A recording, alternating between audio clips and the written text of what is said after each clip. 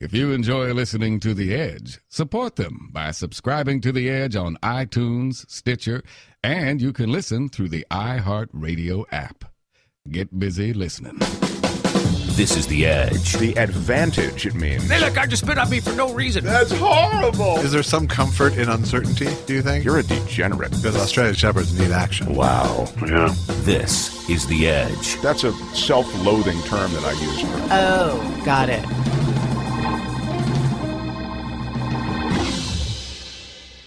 You're listening to The Edge with Mark Thompson.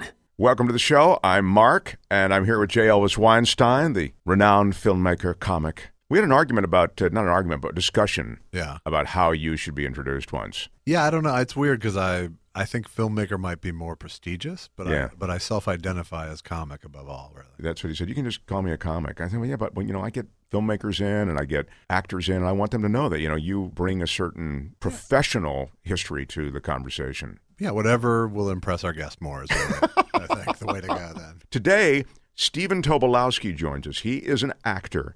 I think most people are going to know him from Groundhog Day. He was the annoying insurance guy in the insurance agent. I know him as the character actor who will deliver in any role you put him in. I worked with him once years ago. Where did you work with him? On a show called Dead Last on WB. Oh, wow. Yes. Well, Californication, he's been in Glee, Heroes, Deadwood. He's in Silicon Valley now. And as I mentioned, Groundhog Day. You'll recognize this. Hey, Phil? Phil Connors? Phil Connors, I thought that was you. Hi, how you doing? Thanks for watching. Hey. Now, don't you tell me you don't remember me, because I sure as heck fire remember you. Ned Ryerson! Needle-nosed Ned the head. Come on, buddy. Case Western High. Ned Ryerson, I did the whistling belly button trick at the high school talent show. Bing! Ned Ryerson got the shingles real bad senior year, almost didn't graduate. Bing! Again! Ned Ryerson, I dated your sister Mary Pat a couple times till you told me not to anymore. Well? Ned Ryerson? Bing! Bing! So did you turn pro with that belly button thing, Ned, or No, what? Phil, I sell insurance. What a shock. Do you have life insurance? Because if you do, you could always use a little more. Am I right or am I right or am I right? Right. But what makes Stephen Tobolowsky even more interesting is he's an author and a storyteller. He's had these rather bizarre experiences in his life, and he chronicled them all in 2 books, and I read them both, The Dangerous Animals Club and My Adventures with God, which is his latest book that's just come out. And it's autobiographical. He does weave it together. So Stephen Tobolowsky will join us. First, we spend 15 minutes talking politics, and we are doing this show the day after the 4th of July, so some 4th of July reflections on the country. I'll step outside for that. Yes, we'll just do that with Michael Shure for 15 minutes, and then we'll jump into Stephen Tobolowsky with J. Elvis Weinstein. Thanks for being here, by the way, all the ways you support us. If you can't actually leave us money on our site, and a lot of people can't. These are tough times, J. Elvis. That's right. You can't just go leaving money everywhere. No, you can't just hit that PayPal link and leave us money, maybe, but you can shop on Amazon through our links. You just click on anywhere it says Amazon on our website, edge-show.com. If it says Amazon, click on it. Same Amazon as normal, but we get a little something to help us keep the lights on. By the way, J. Elvis and I, we don't get any money for this. There's no money. No, but we have logistical people and technical people, and they all have to get money, and it's our pleasure to pay them, and we'd like to have you help us pay them. All right. Oh, God, help. And that's it. That's our preamble. Stephen Tobolowsky, Fast 15. Thanks for being here. Let's get going. I want to thank you for all the ways that you support my friends on the Edge podcast, edge-show.com. Stupid. Why is there a dash? edge-show.com. edge-show.com.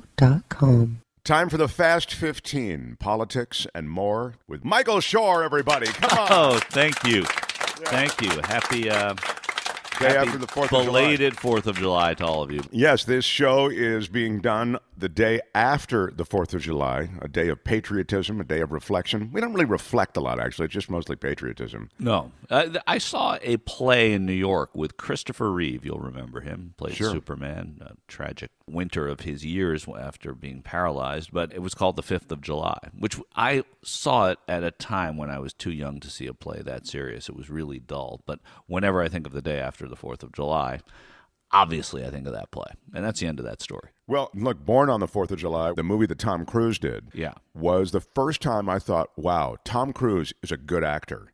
Prior to that, I'd have thought he's an action guy, good looking, sort of doing his thing. But Born on the 4th of July, if you haven't seen it, it is a terrific movie, and he does a great job as an actor. Yeah, I saw it. My cousin is in it. He's got a litlittle part in it, so I saw it because of that. Now, who's your cousin? His name's Josh Evans. Yeah, Josh is my cousin, and he was in that, and he played his son, if I'm not... I feel terrible that I don't remember this, but he played a Kovic in that movie. Wow. And I thought the movie was great. I mean, those movies are not my type of movies generally, because they're kind of... they tell great stories, and Ron Kovic's story was certainly great, but I remember feeling the exact same way, that blown away by the performance in the movie. Like, I liked the performance more than I liked the movie. I expected Tom Cruise to be taking a role where he plays a Vietnam vet who was called upon to go back in and rescue a bunch of guys who can't get out, like that kind of movie, like a Sly Stallone Rambo-type mission. Yeah. Instead, it's a troubling portrait of a Vietnam vet who is haunted by not only Vietnam, but the new life that he has to lead. Yeah. No, that's true. Meantime, so we're sort of in the shadow of the 4th of July, and the patriotism wafts over the land today. And this was the least excited about America that I felt in a while. And it came, ironically, on the heels of Canada Day, which was the 150th anniversary of Canada. And they don't even do as much on their 150th anniversary as we do on our 200-something anniversary or birthday. Well, because we're bigger and better than Canada, so we do things big, Michael. Right, that's true. I'm sorry. There was fanfare with George M. Cohan. Was he from Canada? I don't think so. But the argument's been, people say, we're the greatest country in the world, and it's a really interesting conversation, because on many scores, we are. We are the free country. We have the longest constitution. We do more, I would say, more good for the world than most countries do, because we're able to do that, and we choose to do it. We also do a lot of things that are not in that realm. So the argument is, well, Canada's right next door. Canada doesn't have guns. Canada doesn't go to war, and they do peacekeeping. We are better than they are, is what you're saying. So I guess we have guns and we go to war, you're saying. Yeah, that's right, exactly right. And that's not just, listen, but I've made you think that it's okay to be pissed at your country for a little while, too, that it doesn't mean you don't love your country to be pissed at. Right? Well, truthfully, the reason that this country is supposedly a great place to live is because you can get pissed at your country, and you can be really, really vocal about how pissed you are, and nothing bad happens. No, that's a fantastic truth, and that happens in Canada too, by the way. We're not the only free world. We're not the only. That's what I'm trying to remind. But listen, when I was 17 or 16 years old, my father loved me, but it was probably his least excited time to be my dad. So this is my least excited time to be American, and there are, I assume, good years ahead. Well, Michael, if you ever should ascend to becoming president, and you come up with a slogan like "Make America Great Again," like Donald Trump has. Make America Great Again. Make America Great Again. That might be good. Yeah, thanks. Make America Great Again, I believe, was from Reagan originally. Wasn't it originally that slogan? Reagan was Morning in America. No, that was the commercial. It's Morning in America. It's right. Well, let me just say this, because I was alive for the Ronald Reagan presidential campaign. President Reagan, former president, did use the phrase in a campaign slogan, "Make America Great Again." Okay. And it is, you can Google it. You can get on your little devices and wiki it. Right. But it wasn't the slogan of his campaign. Originated with the Ronald Reagan 1980 presidential campaign. Okay. Donald Trump subsequently adopted the slogan, which then he used in the 2016 presidential campaign. I don't want to get too far off it, but I guess what I'm saying... But I find this stuff fascinating. Was it something that Reagan mentioned? Because I've always heard it attributed to Reagan, but I don't remember it being a centerpiece to his campaign. Here's why it was such a great phrase for Reagan to use. Right. Because during the time that Ronald Reagan was getting into the presidential race, it was a different time in America. United States at that time was suffering from awful economic issues. Right. In other words, there was double-digit inflation, and there were double-digit interest rates. Right. So you're dealing with an economy that and an energy crisis. Exactly. There were waiting. lines at the gas pump. Right. It was a dismal showing by the Democratic president that preceded him. And it was his second swipe at it. And his first swipe in 1976, when he ran for the presidency, he was looked at as somebody who was trying to take the Republicans past their mess of Nixon and, at that time, Ford.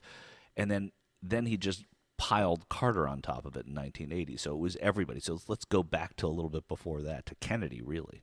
Right, and Carter had a presidency that foundered. It also, as you'll remember, was marked by an Iranian hostage situation. Couldn't get those hostages out of Iran. That was what that movie Argo is about. So when you use the slogan, "Let's make America great again," back then, as you say, it resonated in a real way, like, hey, let's get this country back on its feet. Let's get the economy back. Let's get our hostages back. Let's make America great again. Right. This seemed as though it was a little more of a stretch for me because things weren't awful. That would come off a horrible economy when Obama took over. And then actually the Obama administration, and believe me, I'm not a fan of everything they did at all. He did rehabilitate this country economically. Correct. I mean, there was a good stewardship by Obama, right? I mean, which is basically what Reagan alleged Carter did not give us, and which certainly Nixon did not. And a lot of people thought Ford did, but that was such a brief time. And the other side of it is, during the campaign, when Trump was asked what make America, when was America great, he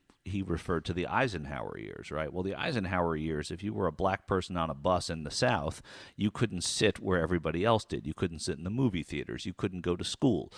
America was not great for everybody then. And we talk about this at different times, but, about sort of being nostalgic for a way we never were. And that's what Make America Great is to try and think of when there were no brands and emblems on T-shirts and everyone was at the ballpark cheering on Ted Williams and Mickey Mantle. So it's not really how that was not great for every American. That's a great line. We're nostalgic for things. What's the line again? I think I said we were nostalgic for a way we never were. We were nostalgic for a way we never were. That's a great line. Now, I would put that on a hat. Would you? Hold on a second. Hang on a second. It's a big hat. Anyway, I mentioned the Make America Great Again thing. Right. Because this 4th of July, we're doing this the week of the 4th of July. 4th of July has just passed, and Donald Trump got the song Make America Great Again. When I say Donald Trump, I don't think he wrote the song. In fact, I know he didn't. But this choir in Texas... You're kidding. They're from Texas. Created this song, Make America Great Again. And I know you want to hear a little bit, so I will play it for you. Mark, can I just interrupt and say, could you play a little bit for me?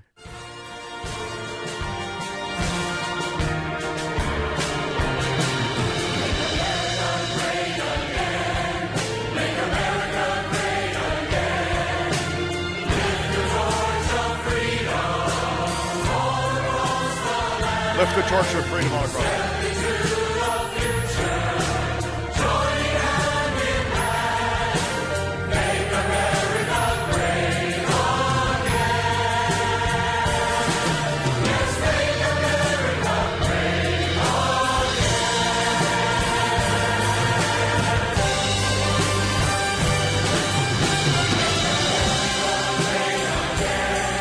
I know what you're going to say, all of you. Stop Trump. it.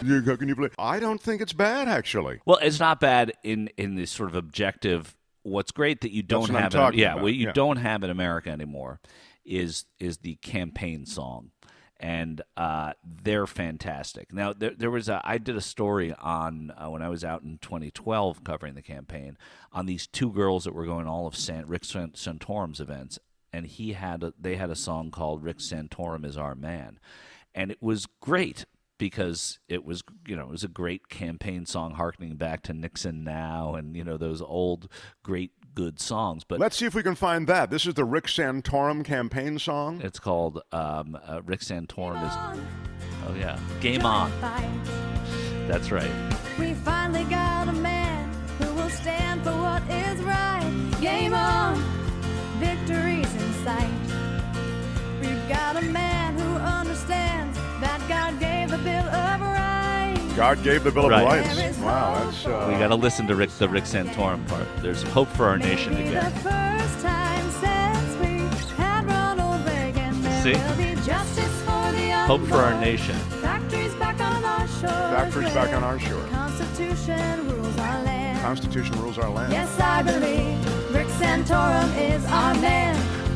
So, hope for our nation once again, maybe for the first time since Ronald Reagan. It's really a great... but there's something great. I mean, forget who it's for and what the lyrics are. Yeah. There's something great about the campaign song. So I'm totally with it on the. But the Make America Great, they put the emphasis on America. We say Make America Great Again, right? Right. That's how people say it, great again. Yeah. They say Make America Great Again. So the emphasis is on America. Oh, I didn't even Make notice America that. Great Again. Yeah. Here's the finish. They finish strong. You got to have a big finish, I think, on, all these songs need a big finish, right? And yeah. Here we go.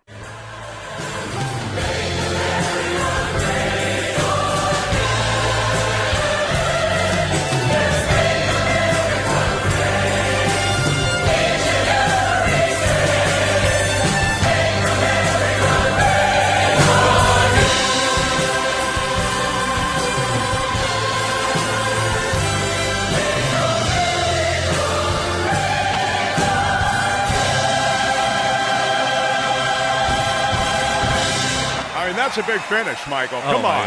I love Sondheim. Well, we're thankful tonight for our opportunity to premiere that song, Make America Great Again. All right, there you go, yeah. They're Rockwellian, right? I mean, not the singer, but the artist. It's like they're this hokey America that existed.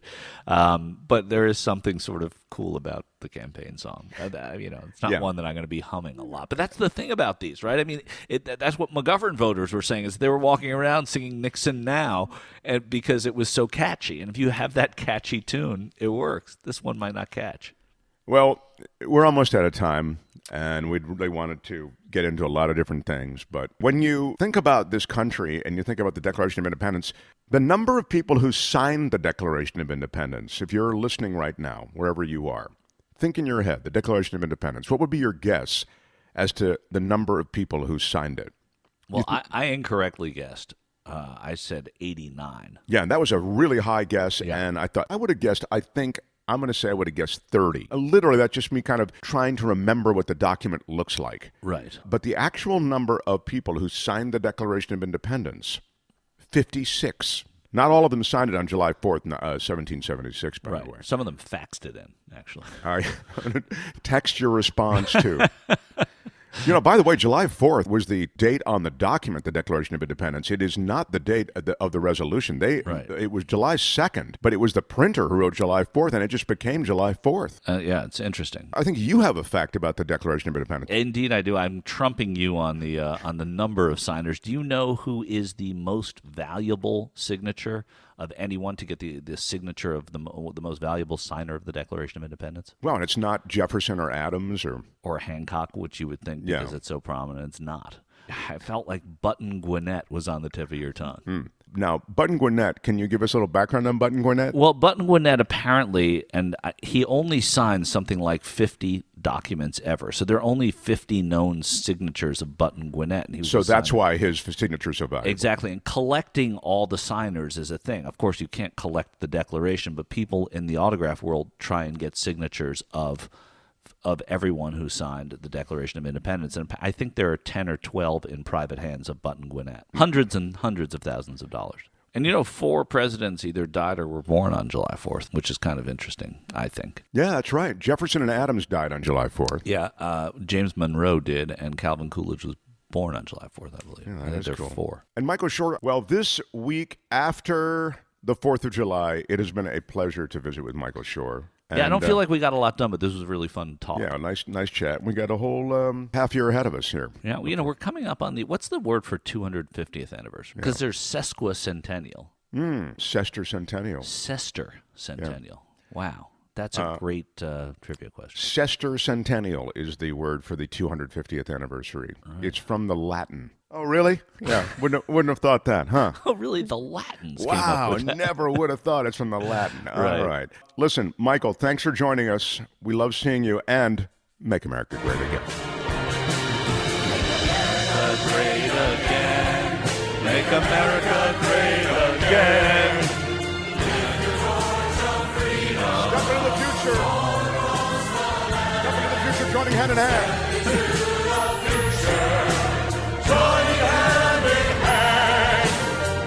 America great again, and Rich Santorum is my man.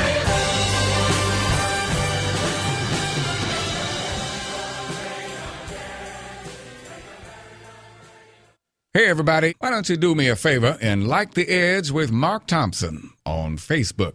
Yeah, that's gonna bring in the kids. This is The Edge.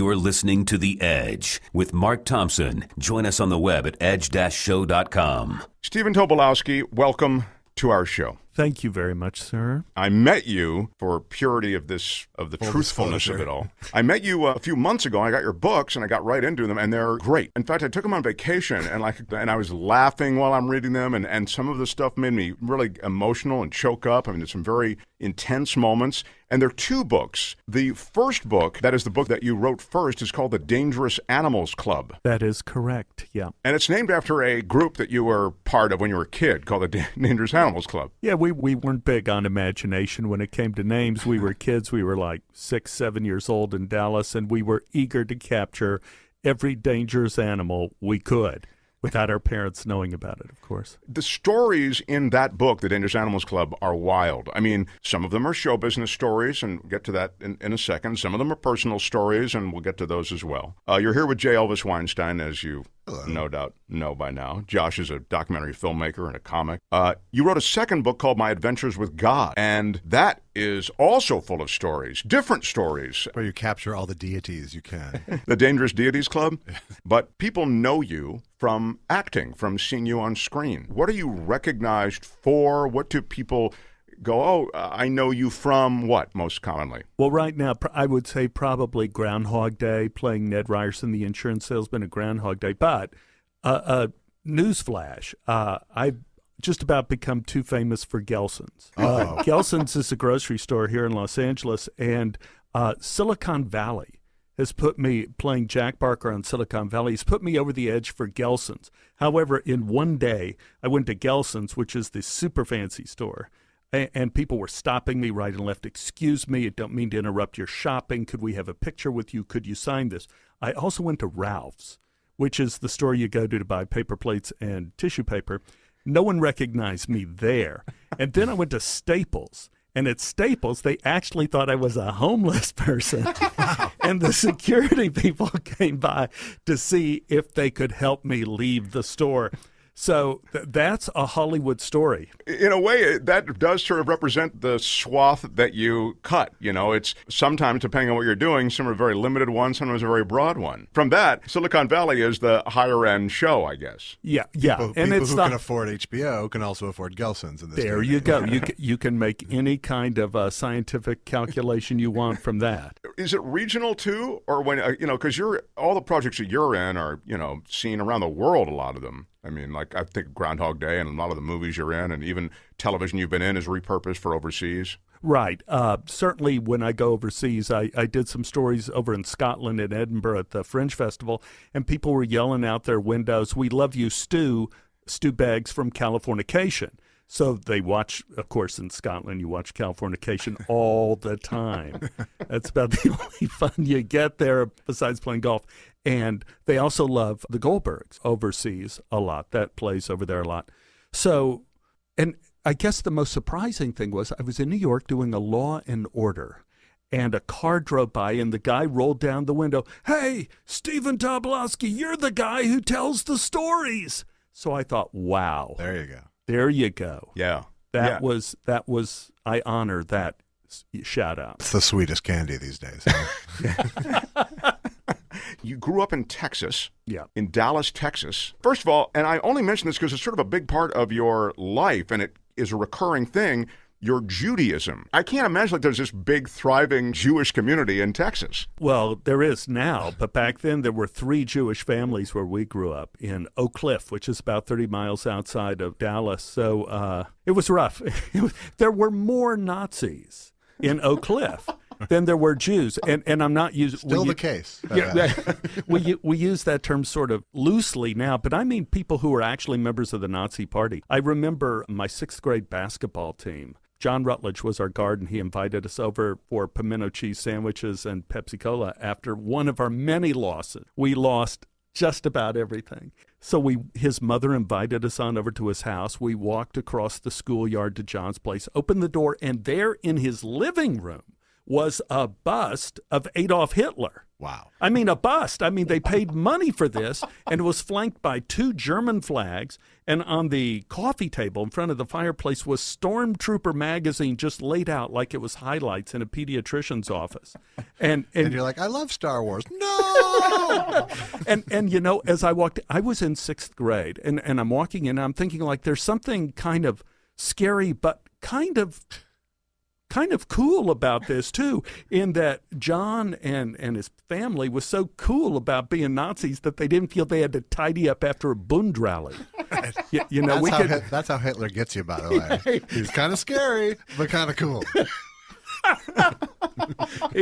he came in the back door that time.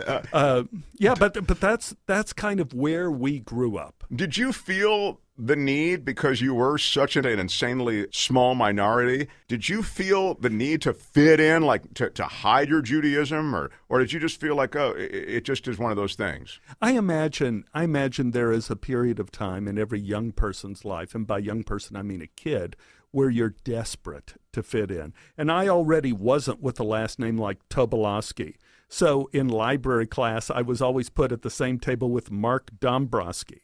So Mark Dombrowski and Stephen, we were put together because we were unpronounceable. We were there amid everyone else. I wanted to fit in. I wanted a different last name. I wanted to be a Baptist. I wanted so many things to where I could fit in. But then late, you know, you also go through periods in time where, hey, little showbiz story, I'm doing a TV show, and I'm looking out the door, and there's an electrician talking with one of the guys, Grip, you know, a guy who's carrying sandbags. And they're out there comparing scars. And the electrician is saying, well, this is where I got 50,000 volts right here. And you could still see the line there on my arm. And the Grip is pulling up his pant leg saying, well, I got some eye bar right through here. And I realized, I wrote down in my little book, that there is a period of time in your life when we're more proud of our scars than our perfections. And I think that happened to me in my life. You know, that there was a period of time where I wanted to fit in and be different, but then there was a time that I was proud of my differences, and I was proud of, well, obviously from my book, proud of my mistakes. Yeah, and just because we're talking about the Judaism thing, you kind of reconnect with it later in your life. Yeah, later in life, I was in my 40s, and I was working with Larry Miller on a movie, great comedian and writer and actor, and Larry is Jewish, and he said, we were working in North Carolina, he said, sometime if you want to come to our little synagogue, I'll show you around. And I was working on a sitcom, and Barry Kemp was our executive producer, and he addressed us all the first day and said, well, guys, we're going to be working on Rosh Hashanah, which is one of the big 2 high holy days. You know, it's like working on Easter Day. Does that bother anyone? And Richard Kind, who was in the show and funniest man on earth, you know, he can make you laugh at anything. He says, oh, well, the only 2 Jews you got on this show are me and Tobolowsky, and we're the best kind of Jews in the world because we don't believe in anything. And I thought that was funny, but it stung. And that night I couldn't sleep, and Larry's words came back to me, that there was this little shul on Moore Park Street, and I woke up at daybreak, got some coffee, and I took off down Moore Park. I had no address, but I knew it was in the area because Larry lived in the area, and I went to look for something Jewish. And there in front of this little house with a Star of David on top was an old man sweeping the street in front of the house. And I go, excuse me, is this a synagogue? He goes, this is a synagogue. I said, listen, I need a ticket for Rosh Hashanah this year. And the old guy goes, no tickets. There are no tickets. I said, no, you don't understand. I need a ticket this year.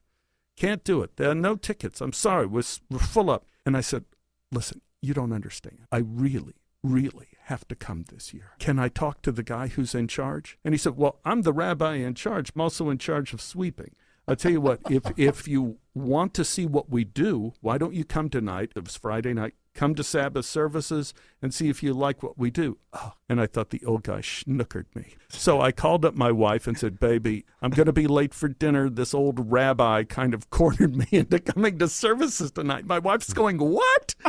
And I said, I'm just going to go to services tonight. And I went to the synagogue, after we rehearsed, and I sat at the back row, and there were about 20 people there. It was like nothing. And the old guy came out, and now he's in a prayer robe, and I mean, he really looks like he stepped out of a page of the Talmud. And he wanted us to begin singing this song. I had no idea what it was. It was all in Hebrew, didn't remember the Hebrew, didn't know anything.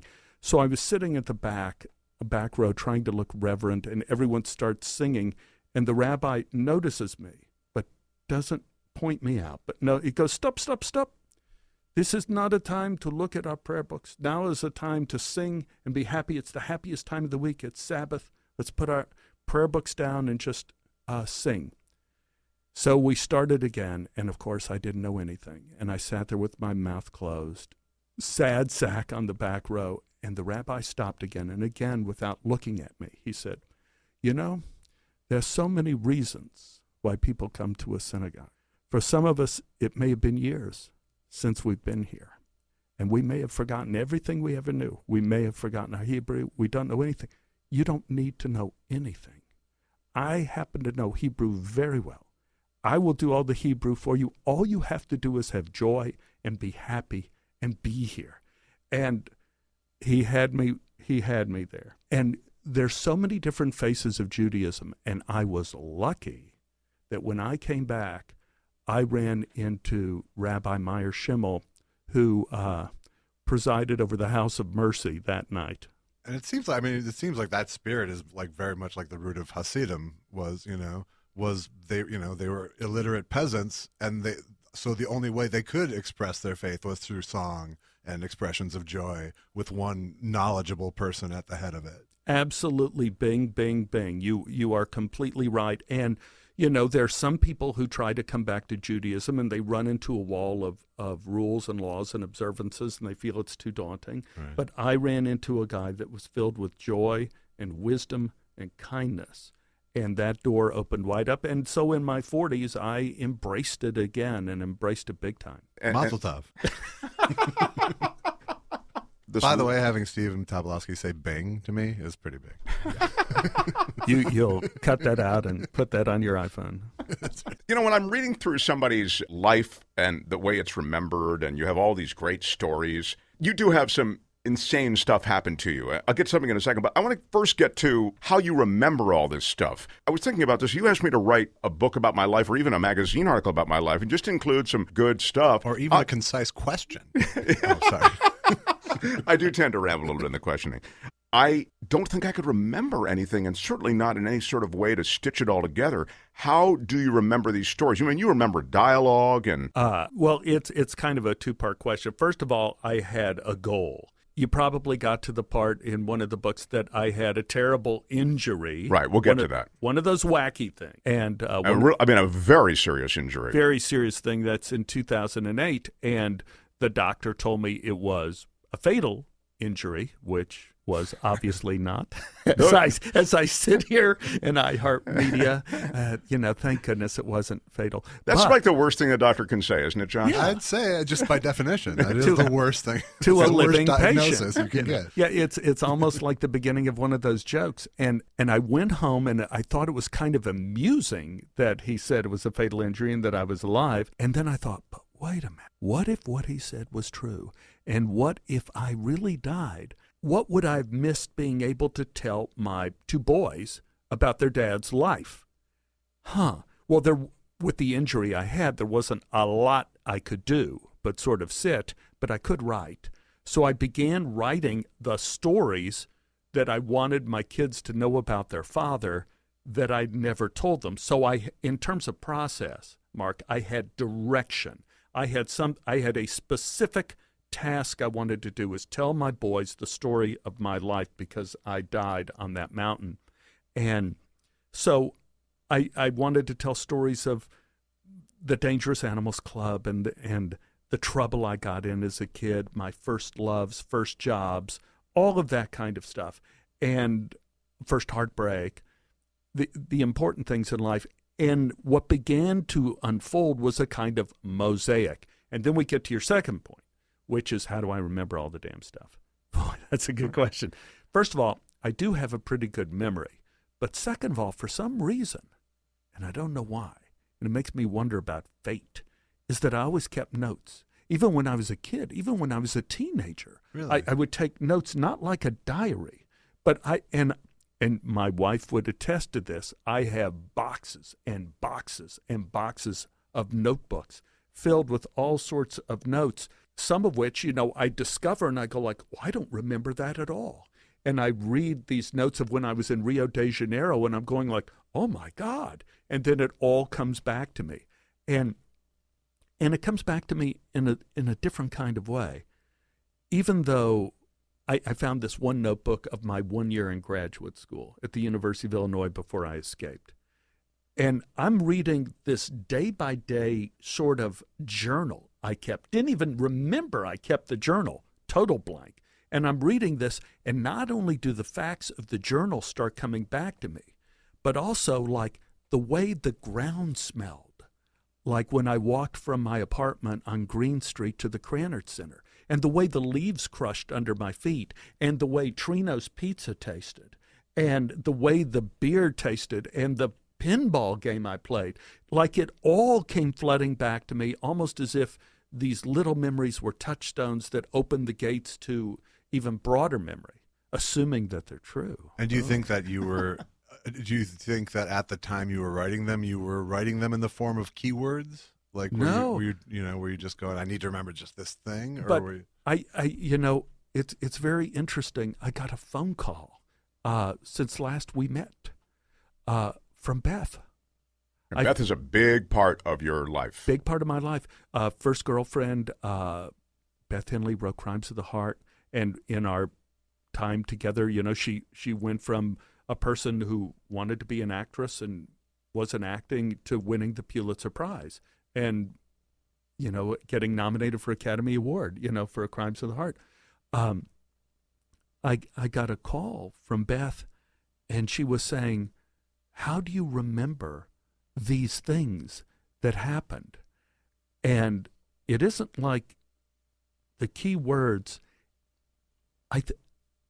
My answer to her was succinct. I said, catastrophe.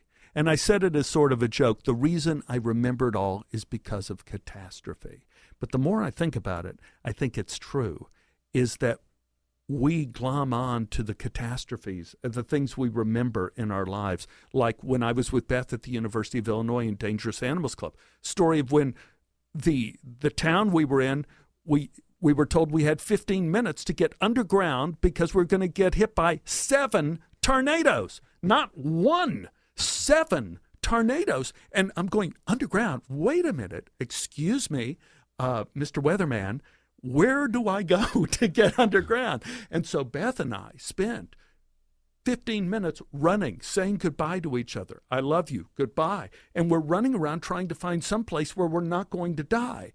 And again, it was not fatal because our school was built on a swamp and tornadoes like to go to high ground. And so the 7 tornadoes converged on the town, went around us, and destroyed Homer, Illinois. Destroyed it, wiped it off the face. It was on a hill. Wow. You have so many close calls. I mean, catastrophe. You really do. I mean, I'm astounded by the number of close calls in your life. You say something, and I remember this story from the book, and you'll love this, J. Elvis. Stephen, a pothead kind of for a while, right? Well, for a while. I love it. You're right. No. But I meant, we always get into this because I'm always amazed by people who do a lot of pot and still function so well. Now, but I was a late bloomer. I was in the Woodstock generation. I never drank a beer till I was 19. I didn't smoke one bit of marijuana until I was deep into my 20s, mid-20s. Everybody was a pothead at that time. But no, at one point, I remember you want to get some pot, and you have to lie to your mother about... when you don't have the skill set to escape your mother to buy a pound of weed, you are not an outlaw.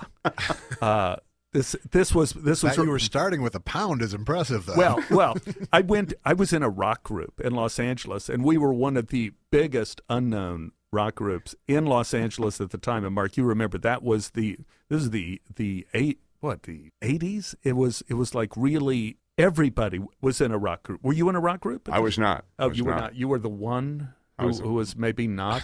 But this town was held together with acoustic I feel foam. like an even bigger loser than I did before we started.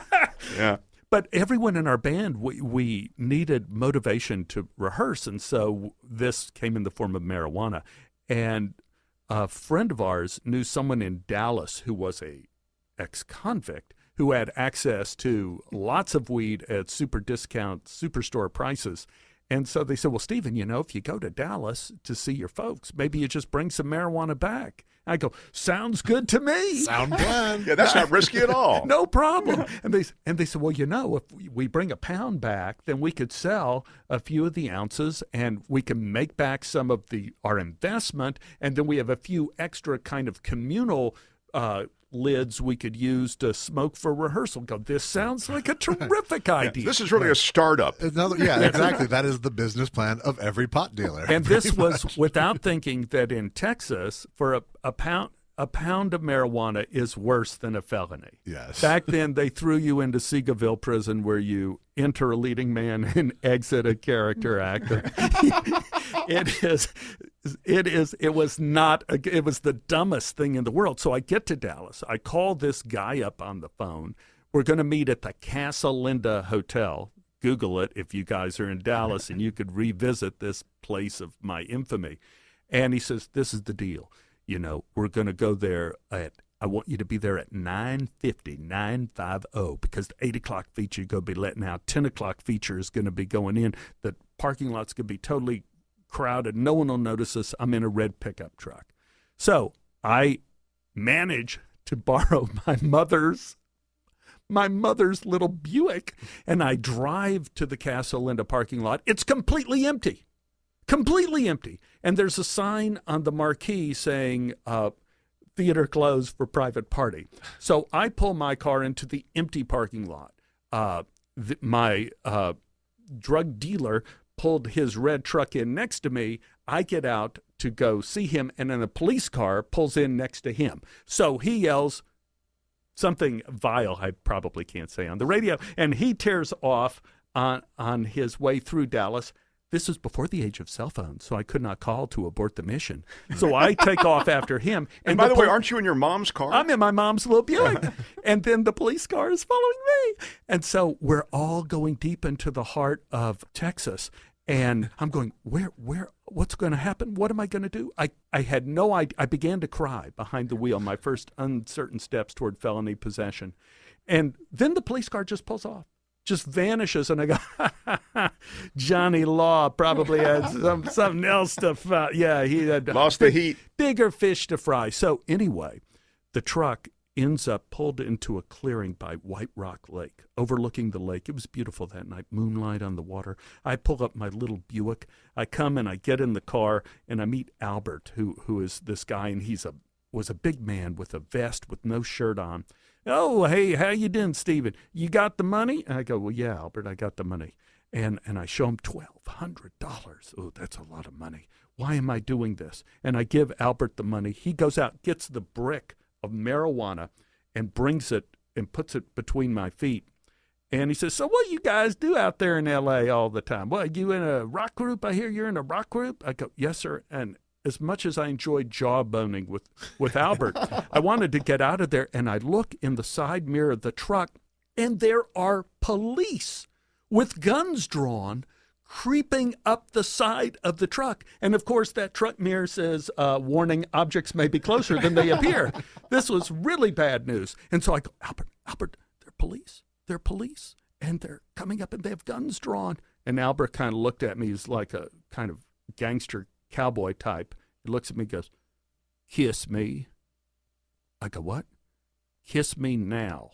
So I lean over, and Albert and I start making out, and he gives me the tongue, and he gets a little freaky with his hands, and that's when the cops jump up and yell, freeze! And it is amazing how that works. When the policemen have guns drawn and yell, freeze, you do exactly that.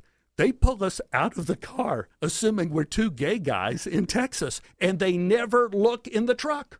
They never see the brick of marijuana. So they go, what? They go, what do we got here? Romeo and Juliet. which one of you's the girl? And they look at me and settle on me. Well, sweetheart, what's going on? And I go, well, I'm from Los Angeles, and I was just here visiting Mom and Dad, and it was such a beautiful night. You thought you'd come here and get it on with Charlie Daniels in the truck? Well, he says, I'll tell you what. And then the guy gets right in my face. The cop gets right in my face. He says, listen, we don't like you queers here. Now you go home to Mama, and if you ever come back up here again, no more warnings. We go straight to jail. And I go, yes, sir. Yes, sir. We go straight to jail. Yes, sir. Thank you for the warning. Thank you. And they leave without looking in the truck. And you went back and you actually took the pot, I think, in that story, didn't you? I go back to my car, and Albert comes over. You'd feel so dirty if you didn't. Yeah. Then I was just in it for the sex. Right. You're not out here for the hunting, are you? I ended up putting the brick of marijuana. I take all the foil off because that's going to set off the alarms, and I wrap it in plastic. And I realize I have no luggage to take it back in. I have to do it in carry-on. You're flying back with it. That's a whole new wrinkle to the story that I didn't. Yeah, that's why I said it's risky. That's a great plan. I stick it in my boot, and Mom and Dad drive me to the airport, and they're all hugging, kissing me goodbye. I put my little carry-on and the thing goes through. Alarms go off. Bzz, bzz, bzz, ding, ding, ding. All the crowd comes around. Policeman pulls my bag off. He goes, son, is this yours? I go, yes, sir. Yes, sir. Do you mind if we look through it? No, sir. Please go right ahead. At that point, okay, you want to talk about God. At that point, God really does enter your life in a way that you never expected. I was ready to fall on the ground and plead for an upper bunk at Seagoville. But it's weird because you didn't know what set it off because you had taken the foil off. Yes, the foil was off. And the guy starts going through my bag, and I see foil.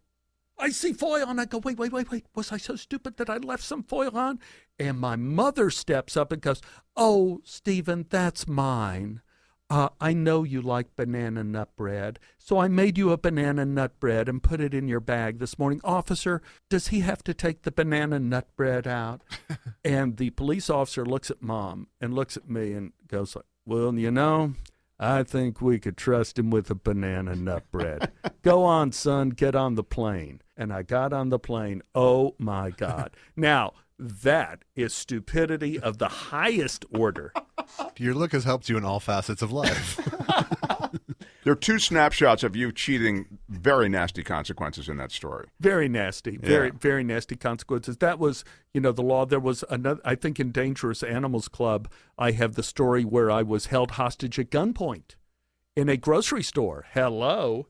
That was where I was on the other side of the gun. That was Ralph's, not Gelson's, I'm guessing. Yeah. Elvis Weinstein, everybody. Yeah. Ka-chung.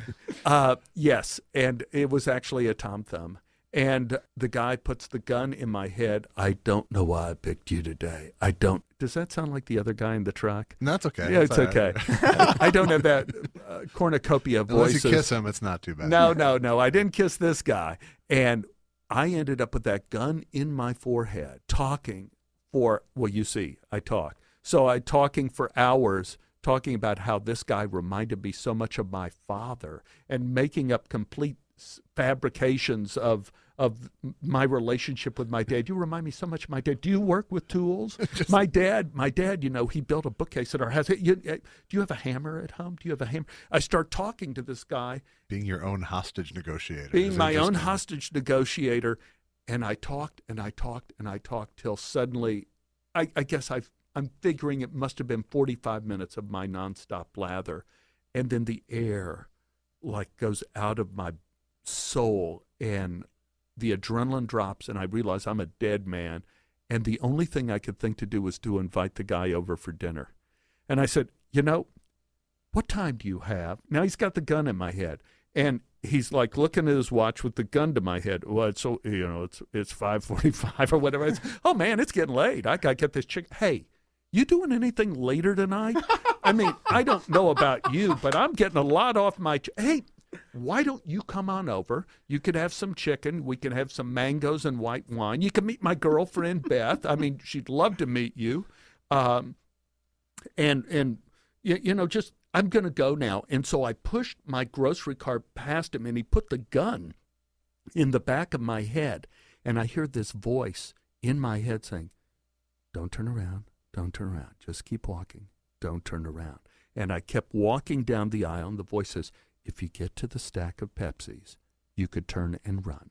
Get to the Pepsis, and you may live. You could be free. I get to the Pepsis during my nonstop blather of 45 minutes of nonstop talking. The SWAT team had come in the back of the store, and they had guns pointed at both of us through the food the entire time. And as soon as I got to the Pepsi Colas, those guys jumped over the food. And for our listening audience at home, next time you're in Ralph's or Gelson's, take a look at how high those grocery shelves are. I mean, they jumped over those 7-foot-high shelves, and they had my potential dinner guest bound and gagged and tied up like within about 8 seconds. Wow. And they carried him out like a carpet on their shoulders. And I'm walking through this deserted store, and I go up to the deserted checkout counter, and I just wait with my groceries. And then a policeman comes up and taps me on the back and says, son, you can just go. Yeah, that stuff's on the house, man. I got home, and my girlfriend Beth was there and said, well, where were you? I said, well, I was just held hostage at gunpoint. She said, well, it took a long time. I said, I know this hostage thing takes a lot longer than you would expect. I'm starving. So we cooked up dinner, and that was it. It was the only time I ever left a store without paying for my groceries.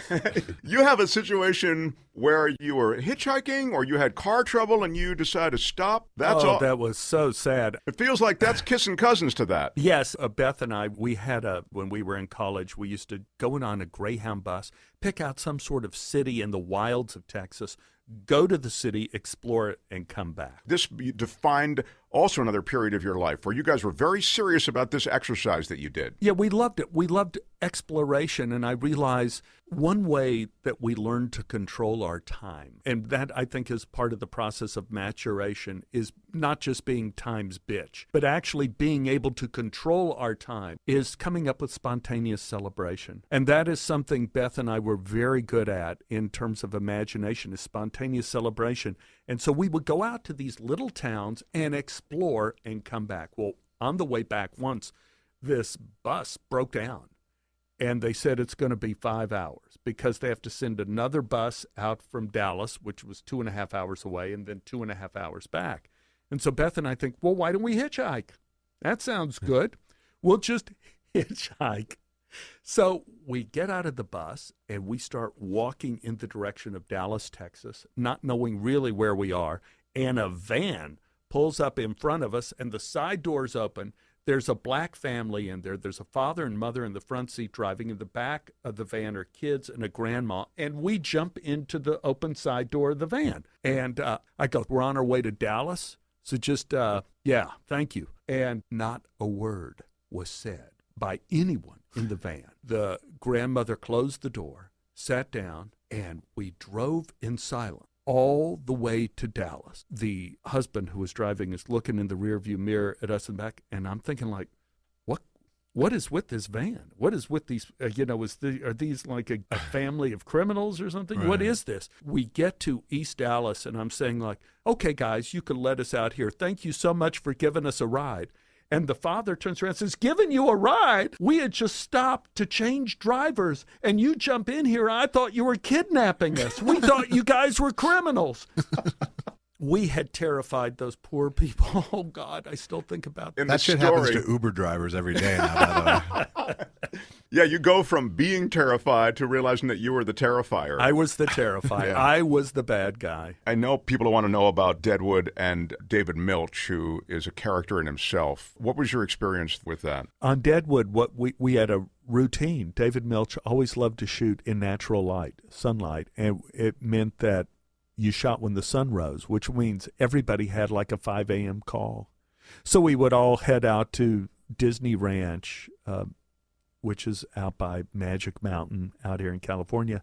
We would have breakfast in the dark. We would rehearse for David Milch and the director of the individual episode. And all the directors were great. Let me tell you, the people who worked on Deadwood were the sharpest knives in the drawer.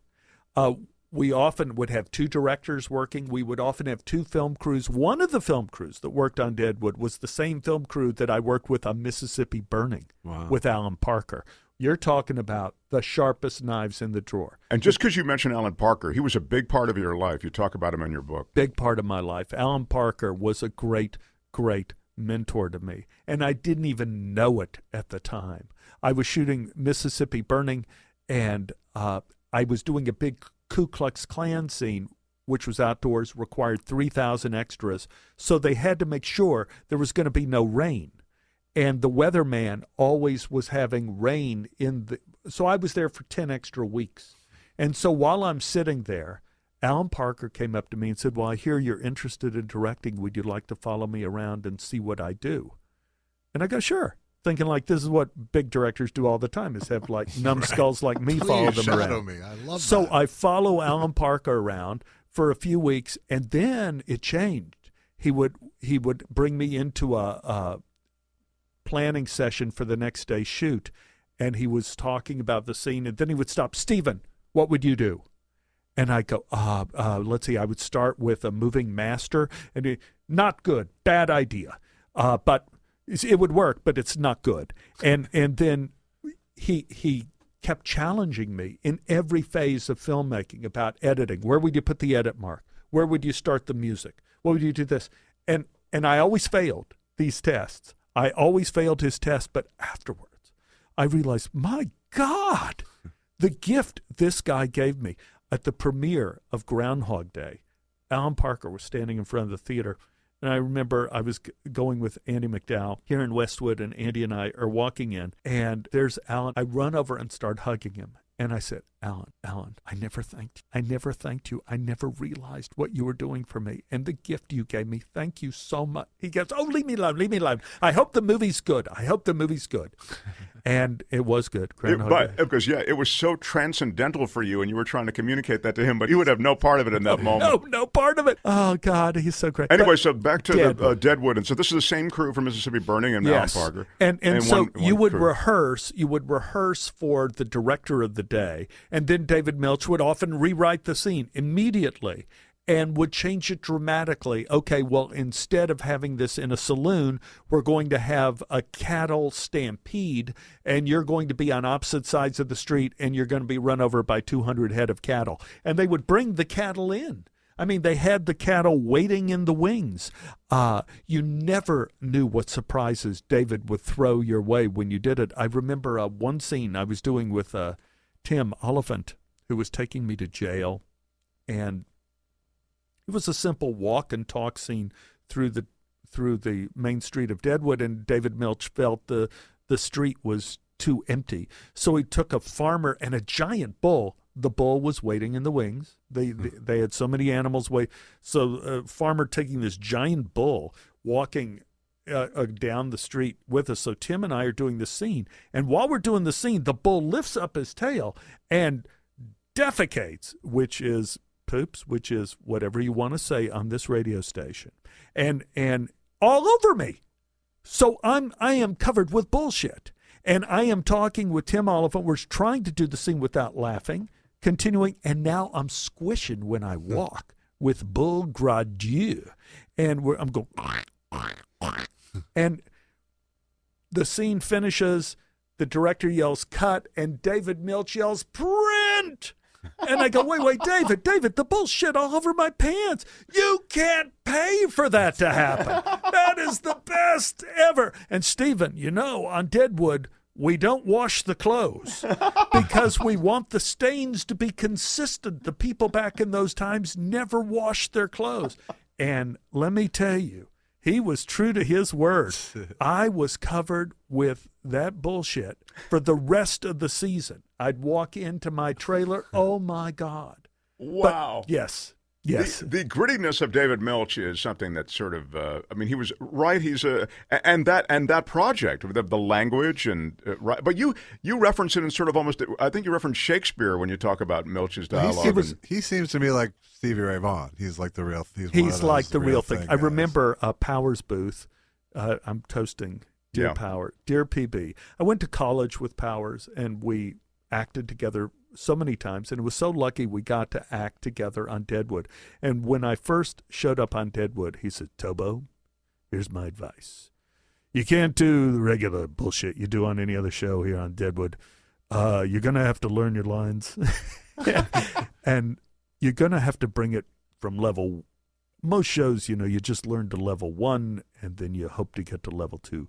On Deadwood, you're going to have to learn level 1, level 2, level 3 on your own, because David Milch is going to throw something at you, and you're going to have to bring it to level 4. And that was so true. I remember one scene we did with Powers. Powers and I, we were plotting some evilness against Swearingen in one of the scenes. And it was one of the L.A. torrential rains was happening outside. And it was one of the scenes where Powers is going, okay, this is what I want you to do. And this is what I want you to do. And, it's a plotting scene. So my job is I'm coming in from the rain outside, and the camera is following me up to the bar at the Bella Union, and then the scene begins. Well, one of these takes, there's a horse that's outside, and it's drenched, and the horse says, I'm sick of being in show business. And the horse follows me into the bar and walks up beside me and stands at the bar. Powers, not knowing if David Milch had added this horse to the scene, starts doing his speech to the horse and going like, okay, I want you to go this way. And then he talks to the horse, I want you to go over here and I want you to do this. And he includes the horse in the planning session. And then they call God, and Powers comes to me, Tobo, was the horse part of the scene? I said, no, Powers, you just did part of your monologue to the horse. But it's going to be great at the cast party. Way to go, Caligula. How did you get into show business performance? When did you identify that's the thing you wanted to do, and how did it proceed? Well, I wanted to be an actor from the time I was little. 5 years old. I always wanted to be an actor. It was the only dream I really pursued. It was the only dream I really had, even though when you're that age, and even when you're in college, you think being an actor means studying Shakespeare, Shaw, and Chekhov, and you realize, in real life, guys, you don't do Shakespeare, Shaw, and Chekhov. People don't do those things anymore. At what age did you start self-identifying as an artist, though? Oh, well, you said artist. That's a difficult thing. You identify as an artist early, and then later you realize you're lucky if you're just a hack. Sure. You're lucky if you just get paid. And I came out to Los grand. In your head. I came out to Los Angeles simply because I thought it was an easier place to be poor. It was an easier place to fail. And I did everything I could to try to work in show business. I did children's theater, and when they told me that there was no room in the company, but they were starting a Spanish-speaking company, and I said, I'll be in that too. And that's a great story. Yeah, that was bad. I remember I called my mom afterwards. I said, I got a job, Mom, in show business. She says, what are you doing, sweetheart? And I said, well, I'm going to be in the Spanish-speaking company of 12th Night Repertory Company. She goes, Stephen, do you speak Spanish? And I go, well, no, Mom, no, but I'm sure I could learn it. And she goes, how can you learn Spanish? How much time do you have before you have to do this show? I go, well, 10 weeks. I think I could learn it in 10 weeks. So I go to the library. At least enough to do Shakespeare. I go to the library in North Hollywood, and they had a book, Learn Spanish in 8 weeks. I'm thinking, nah, that's not enough lead time. I don't have to start for 2 weeks. Yeah, that gives me 2 weeks to brush up. And then they go, learn Spanish in 4 weeks. This is better. No, well, I kept looking, and they had a book. I am not kidding. They had a book that said, Learn Spanish in 1 hour. And I go, this is the book I want. Learn Spanish in 1 hour. Of course, they had words like Oldsmobile, Chevrolet. They didn't really have Spanish words. Federal. They didn't have any real Spanish words. So I ended up learning the entire show in that 10 weeks the way Shocking Blue learned, she's got it. Oh, baby, she's got it. I'm your Venus. So I learned it all phonetically, and the first show was in Indio, California. And the first show was for 4th, 5th, and 6th graders, and I did everything perfectly. It was amazing. I was amazed at my acumen with Spanish. And then they sent out the 4th, 5th, and 6th graders and brought in the 1st, 2nd, and 3rd graders. And the adrenaline of the first show turned my Spanish into alphabet soup in my head. So now I couldn't remember anything. And so the little girl comes on stage, and I'm playing a bad guy, so I'm wearing a big sombrero and a huge mustache. And they go, Pasa jovencita, which means, come in, little girl. Instead, I said, Peito jovencita, which means fart, little girl. And all the kids are going, ooh. At one point, instead of saying, do you have any questions, I said, sit on it and squeeze. And all of the teachers are screaming and running around and bringing the children down. And Mark, I was fired on stage. Wow. My first professional job in Los Angeles. She looked, Jenny Gaga looked at me and goes, you know what you're doing, don't you? You are fired. And I was fired on stage. But I will say that they hired me a few weeks later to be in the English-speaking company.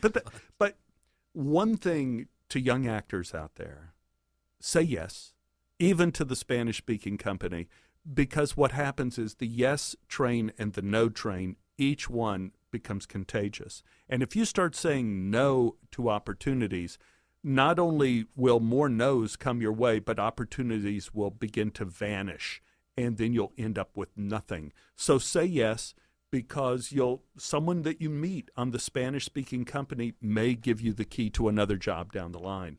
It's funny, I did a lot of voiceover stuff, and you really want to audition for TV national spots, right? Because those pay more to begin with, and then the residuals are high. You end up with a lot of radio commercials that don't pay a lot when you do them, and they don't pay a lot in residuals. But to your point, you feel like, I can't just read the TV stuff. When they send you the radio stuff, you got to read that also. I didn't even think of your point. The train parallel is a great one. I just think I don't want to be that guy who goes, I'm too big to read radio. Because then you'll, before you know it, be nowhere. Before you know it, you are nowhere. And you begin by trying to get little jobs in television. And here's a really important moment that happened to me. And I'm not sure it's in the books. It may be in the books, but it happened. You remember that show, Remington Steele? Sure. Molly LaPata was the casting director of that show. That's a show with for younger boys and girls. That's a show with Pierce Brosnan. And who was the other? Somebody Zimbalist, wasn't it? Stephanie Zimbalist, yeah. And so I got called in many, many times, and I want to say more than 20 times over a 3-year period to be a guest star on this show, Remington Steele, and I never got the job. And I kept getting more and more auditions. Like I had the first audition, then you go to the producer's audition, then I kept getting higher and higher up the food chain, and I never got the job. And of all things, this is before the age of cell phones. Again, Molly LaPata found my home number, and she called me at home. And she said, Stephen, there is no reason why you didn't get this part. Don't let this hurt you. Believe in yourself. You were excellent. You should have gotten this part. Keep doing this, and you will get parts. And I was lucky enough to run into Molly a couple years ago and to thank her as to that phone call on that lost audition did more for my confidence than any number of parts that I actually got. Sure. It meant so much to me. It takes it takes just moments are what turns things. You were talking about Larry Miller, and Larry Miller for me, I opened for him when I was 20 years old at the Comedy Gallery in Minneapolis. And it was right before I was moving out here to Los Angeles, and I was scared shitless to move out to Los Angeles, but doing it. And I literally just said, talking to Larry after the show, and I just I'm moving out to LA in a couple weeks. Any advice? He just goes, "You're ready." And that was it. He just said 2 words, and I was just like, I'm ready. I'm going to.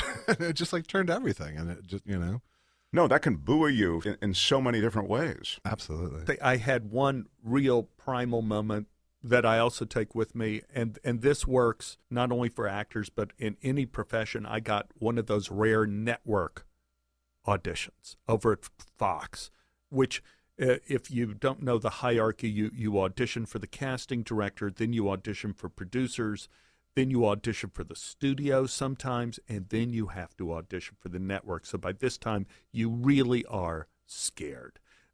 You've gotten to the end of the line, and if you get this audition, you get the job. So I went to Fox, but I got the time wrong, and I got there an hour and a half early. And so I go into the room where I'm supposed to audition, and the room is totally empty, and there is the chair that I'm supposed to sit in the middle of the room, and there is the video camera aimed at me, and there's the table at the other end of the chair with the 5 seats behind that table, and I get sick to my stomach just looking at this room and the setup. And I'm going like, wait a minute, there's nothing happening here. It's a room. What could I do to change this room to make myself feel better about this audition? What's happening? I thought, it's where my chair is. My chair's here. There's the camera. Then there's the table and the 5 people. What if I took my chair and moved it behind the table? How do I feel then? And I go like, I feel good. I'm sitting behind that table.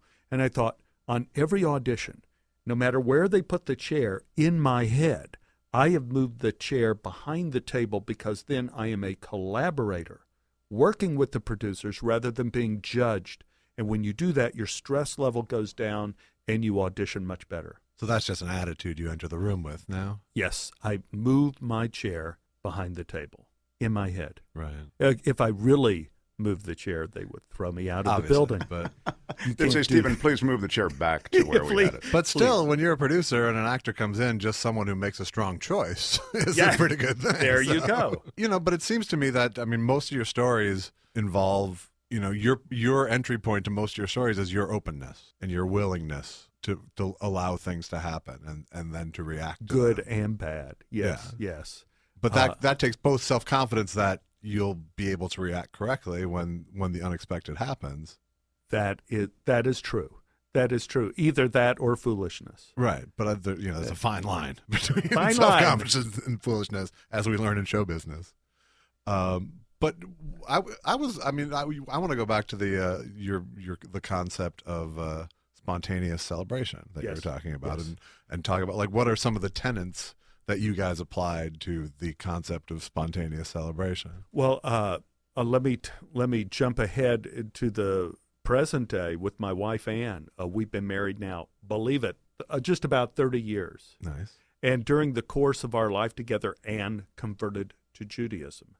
I had no idea she was going to do this. This was a shocker to me, such a surprise, and it began a string of spontaneous celebrations. In Judaism, you have all of these obligations or tasks or blessings that you're supposed to mitzvot that you're supposed to do at different times, and each one has blessings, and you can look at them as obligations, but then you can also see them as celebrations. And we filled our life with planting a new tree, with a celebration over the first fruit. Our yard is a picture of celebration. So we do that all the time. And another thing, we also have the anti-celebration, the spontaneous anti-celebration. When I had my heart surgery, I had open heart surgery, and oh boy, that was a bad one. 2011, did not have a heart attack, thank goodness. There's another one where I dodged the Grim Reaper. But Ann and I, we made a pledge to one another that if we didn't want to do something, we could bail anytime. On our way to the theater, and we suddenly feel like, I don't feel like watching that tonight, we could bail. At a party, we could go, I got to go. Anytime, anywhere, we could bail on celebration and be together and just leave. Because when you have heart surgery, you have to do that a lot. You have to bail because you instantly run out of energy and you go like, I have to lie down. Sorry, guys. So that gave us freedom too. So there, again, we controlled our time. I have a similar situation with my wife as well, and also the tenet that you have to accompany each other to things only if they declare it is important to me that you come with me. No, that's great. Yeah, because there's a lot of stuff where you're forced. You feel like, oh, I got to go to this because I'm the other half. Right. Yes. Yeah, your relationships with women are, I mean, you really, it's not like tons and tons of women or anything, but, you get attached to Beth, and then Beth, it goes away ultimately, and she's not with you anymore. But you have these really healthy relationships with women. I don't know where that comes from. Maybe this is from a guy who has less healthy relationships with women, so I'm fascinated by it. But you do have these sort of pacts and understandings and projects that you do together as a couple. Mm-hmm. Yeah. Well, and it's very odd because Beth and I and Ann and I, we're all artists. I'm an actor and a writer. Beth was an actress and a writer. Ann is a director and a producer and an actress. And that's a tough mix when you get a couple and both people are in a very uncertain profession. It is very, very difficult. And I guess I was lucky that way in that both these two major relationships in my life, that the people I was, Ann and Beth, are brilliant. It helps that they can think outside the box. That's always important in a relationship, because I always, this is one discovery I made with Ann, that we always think a relationship is about the bedroom. It's about the emergency room. The person you want to have a relationship with is the person that will sit with you when you are waiting there at 2 a.m. and you need to see a doctor, and this is important, and they are there with you.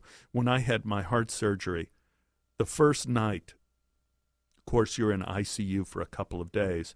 Then they moved me to the cardio ward, and the first night I was in the cardio ward, Ann had to go back home to take care of the kids. And that night did not go well for me. I tried to call for help on the help button, and nobody came. And I was stuck, and I had a little docking error with the pee bottle. They have a pee bottle beside, and it's like... You roll over, and you can kind of pee to it. It's the spaceship thing, where you're just going like, okay. But your whole chest is, stapled together, so there's... Yeah, you're drugged up, and... It didn't work. So I was covered with blood and urine. It was very much like a night at the Palomino back when the Palomino was happening. And Ann came in, and she took over. Bless her heart. She took over. And that's what you need in a relationship. You need that kind of foundation that will come in and save you when you need to be saved. And that's why, in terms of my rabbi who was sweeping leaves, he said that there are 4 things that guide any life: the physical, the mental, the emotional, and the spiritual. It is a mistake to think that any one of them is more potent or powerful than the other. We live in an age now where we think the physical is more important. Everybody's going to the gym all the time. But the others go wanting. The intellectual, the spiritual, the emotional, we're dying on the vine. And you need all 4 of those to survive. And I was lucky that in both relationships, the main relationships of my life, the people understood that you needed all 4 to survive. When you're reading these books by Stephen Tobolowsky, and by the way, we'll put links for the books on our website, edge-show.com. There is a sort of philosophical union to a lot of this stuff. I mean, this Aristotelian logic that you apply early on in one of the books, I can't remember exactly what it was, but I thought, wow, you seem like a very well-read guy. I don't understand how you have time for a lot of the stuff you know in the book and refer to in the book. You're learning lines, you're doing Shakespeare, you're doing all this other crap. You're also getting into Greek philosophy, and when did that happen? Certainly throughout my whole life, in junior high, high school, especially in college. Ann asked me, how do you know this stuff? How do you know the stuff about Philo of Alexandria?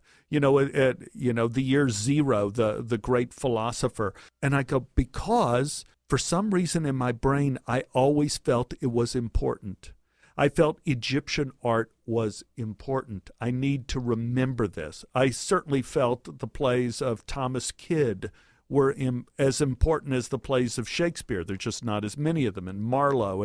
And so for some reason, I invested so much time in honoring the things I studied and read, and they just didn't go in one ear and out the other. That's what happened to me. And I liked everything. I liked philosophy. I like art. I loved music, and I adore science.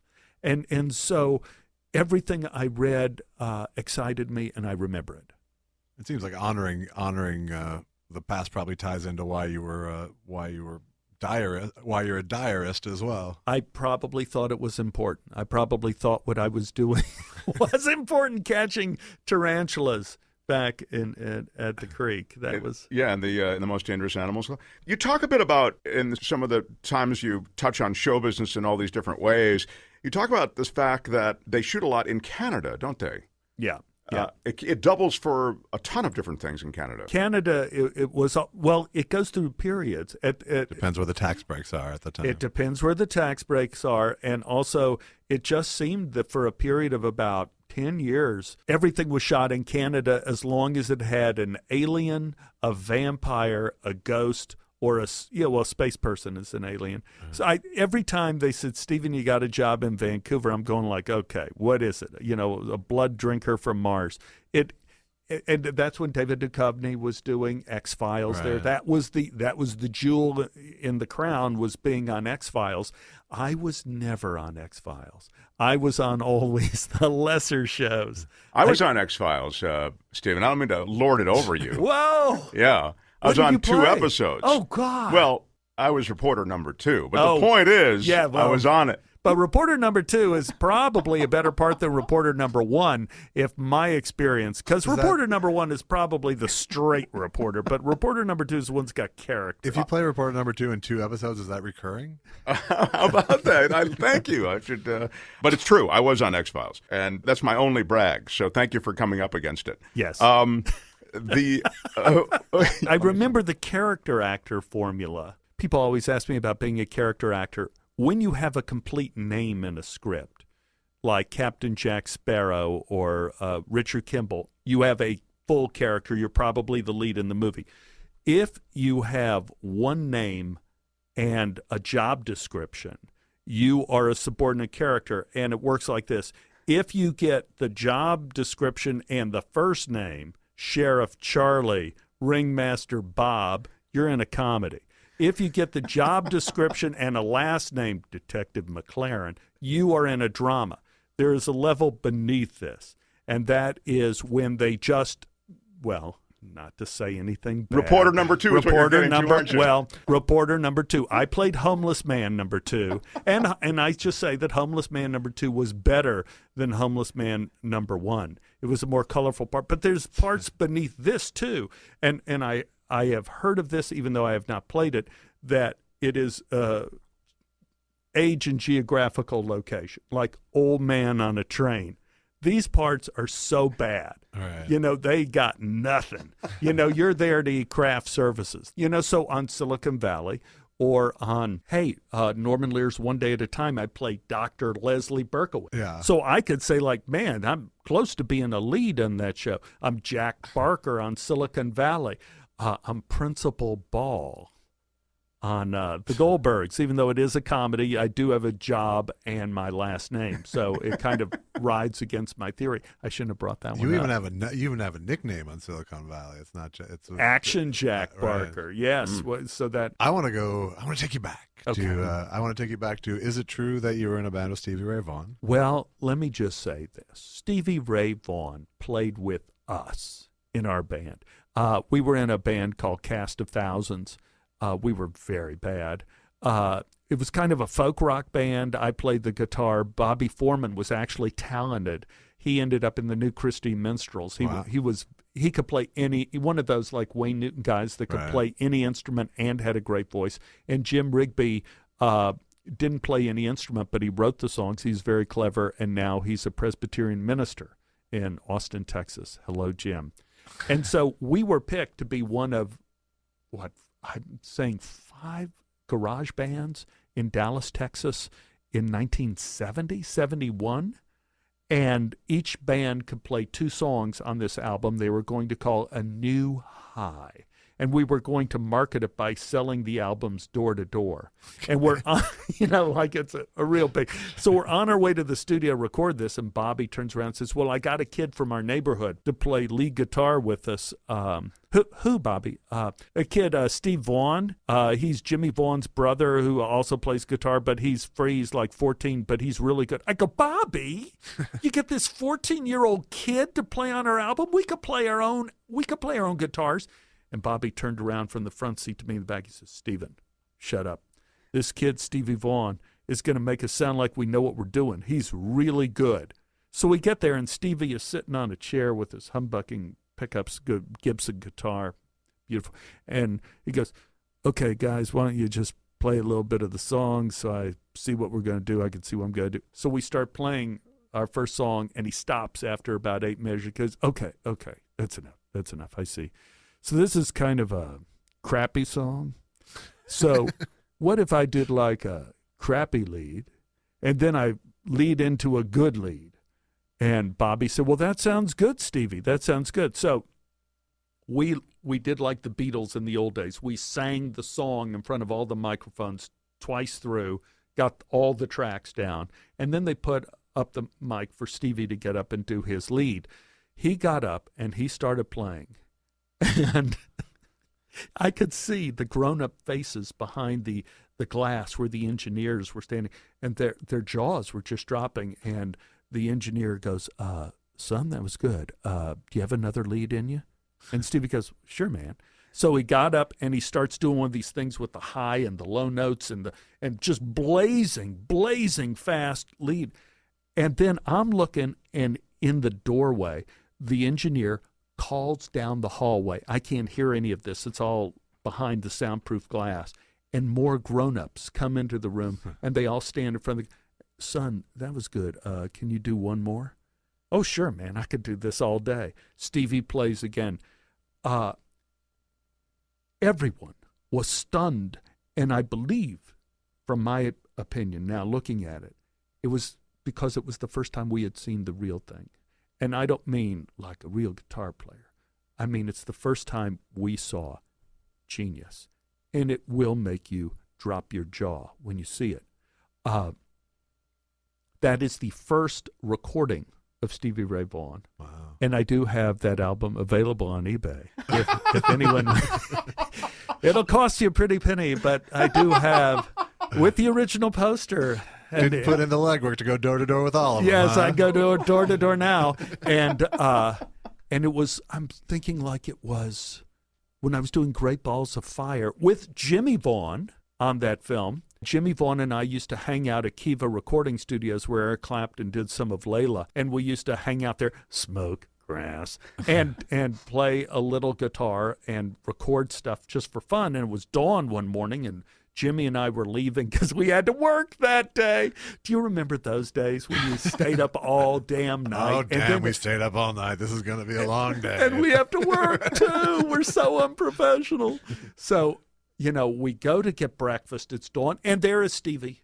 There is Stevie sitting in this diner in Memphis, Tennessee, alone. And so Jimmy and I run up to the table. I go, Stevie, remember Stephen Tobolowsky, Cast of Thousands, remember? A New High. And he gives me the stink eye. He goes, we don't do that, man. You don't do that. And we sat down, we had breakfast. It was at that breakfast that Jimmy Vaughan and Stevie Ray planned to do Family Affair, the one album they did together. Right, okay. Family Business, maybe?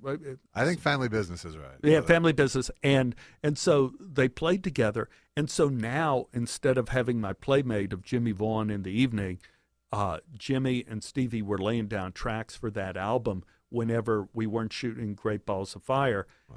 And Stevie got invited by Eric Clapton to play at Alpine Valley, at the big place, in Minnesota? It was Wisconsin, Alpine Valley. Wisconsin. And so he said to Jimmy, he says, Jimmy, believe it or not, Eric Clapton wants me to play, and he said I could have anybody play with him too. Would you like to play, the three of us, Eric Clapton, you and me? And Jimmy thought, like, man, it was love completion, and Jimmy goes to play too. So the three of them play at that group. At the end of the concert, Stevie jumps on the helicopter Jimmy jumps on the helicopter, and then Jimmy's wife, Connie, jumps on the helicopter. She lived around the corner from us, too. And the helicopter pilot says, man, I'm sorry, ma'am, helicopter's too heavy for all of you. You'll have to take the next chopper. So she jumped off the helicopter, and Jimmy said, where my wife goes, I go. And he jumped off the helicopter, too. And Jimmy told me the helicopter didn't make it 50 feet up, and then it was a fireball and just crashed. And he spent the next several months putting that album together as his process of mourning. So what, in Judaism, it's 11 months? Right. For... well, it's 7 days, then a month, then a year, yeah. And then like 11 months for certainly your mother or your father. So he spent at least that amount of time putting that album together, and he said it was his act of mourning, that great gift he got to do the album with Stevie before the accident. Oh. Wow.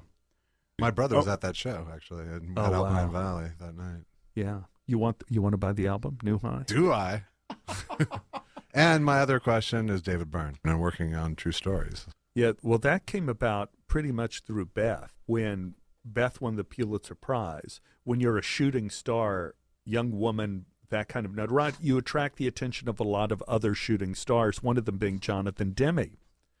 And Jonathan wanted his ex-wife, Evelyn Purcell, to work on one of Beth's scripts. And so we used to go out to dinner all the time, Jonathan and Evelyn and Beth and myself.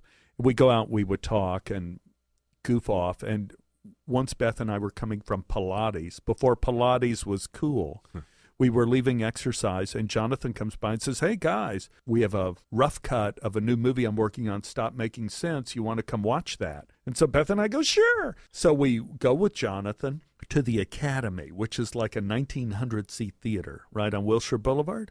Go in there empty, except for David Byrne, Tina, Jerry, Chris Franz, talking heads, David Byrne, Jonathan Demme, Evelyn Purcell, and Beth and me. That's it. Wow. So we go into this theater. It was the first time I ever heard Talking Heads music, and it was on the big stereo screen in that movie, which is one of the great musical documentaries ever put together. And we flipped out when we saw it, and that night we went out to dinner, and David Byrne kind of cornered Beth and me, and he goes, tell me all the bad things about the movie. I don't want you to tell me it's good. Tell me the places where it's bad. I want to improve it.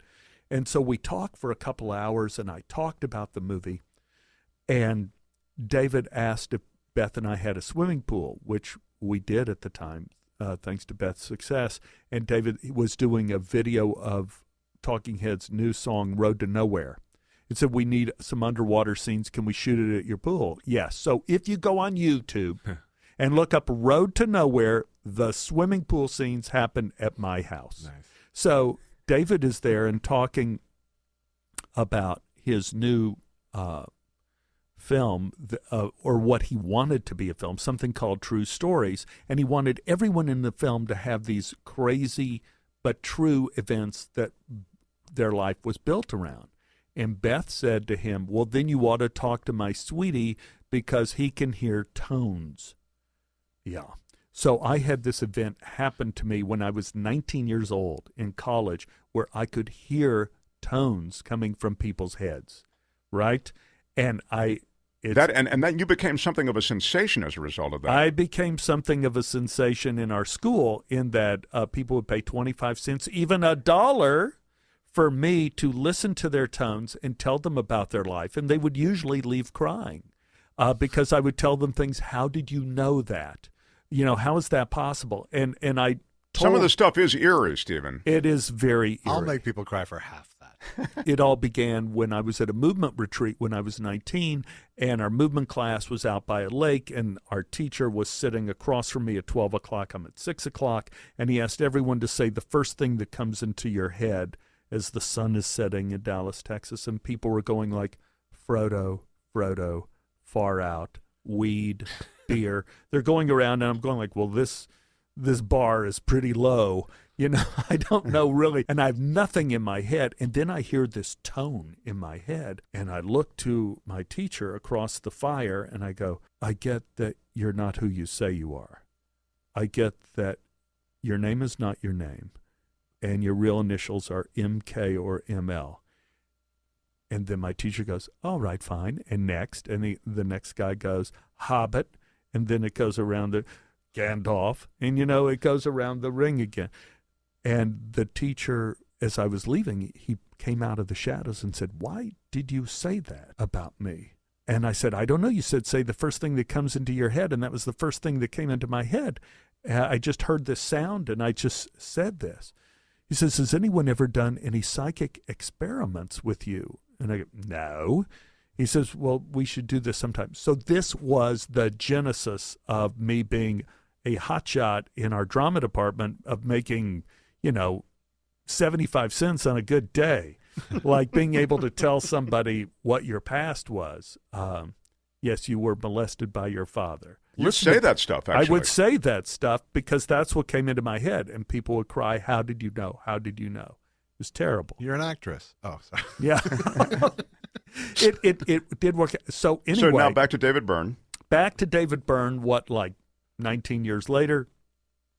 And David hires Beth and myself to be the screenwriters of True Stories. So, and we write a first draft, give it to David, don't hear anything from him for a year.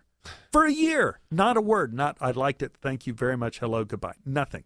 I'm driving through the Hollywood Hills, and I hear a knock on my window at a stop sign. It's David Byrne on a bicycle. And he's doing the signal, like, roll your window down. So, I push the button, and it goes, are you doing anything this afternoon? I rewrote a lot of the script. Very little of what you did is in there, but I want you to hear something. I said, well, sure, David. Go back to the house. And we went back to the house, and David got a little cassette. And for those people in our audience who don't know what a cassette is, it existed in between 8-track tapes and CDs. It was a media device. It carried a song. And on this song, audio only. Audio only. Yeah. And David said, I rewrote the script and put a character in there who hears tones like you did and wrote a song for that character, and he played the first version of Radiohead. And it was fantastic because through David Byrne's genius, he preserved the beginning of my relationship with Beth as our relationship was falling apart, kind of like an insect in amber in this beautiful song. And of course, none of us knew, but that was in 88, something like 1988 when we did True Stories. In 1991, the English band On a Friday was their name, had a band meeting thinking that their name was really kind of not so good. And they loved David Byrne, and they loved True Stories, and they loved the song, and they changed their name to Radiohead. So the band Radiohead got their name from David Byrne's song, which came from my story of when I was 19 years old with our teacher. That's unreal. That's unreal. That story in its full detail are in My Adventures with God. And you go like, how do you explain something like that? I don't have to explain it and say well, this was some sort of divine message to me, but it does tell me that our lives are bigger than what we imagine. Our playing field is much bigger. It's Canadian football. We're playing Canadian football. But how does Judaism reconcile with that more outside the box spirituality? Judaism, well, it is very interesting. If you take a look at history, you could break it down a lot of different ways, kings, queens, princes, but you could also look at it that history goes through periods of time in which the common belief is that everything can be known, like in the Enlightenment, like now. And then there are also sandwiched in between periods where they believe truth cannot be known. This is very much like in the Middle Ages with mysticism, a Woodstock, that you need a little loco weed and need to go to the guru in India like the Beatles did to get the truth because the truth cannot really be known. So you have this layer cake of truth and truth not being known. And Judaism is a 6,000-year-old layer cake that's built with periods of time in which things could be known, which I would say is like, for example, the 5th century BCE.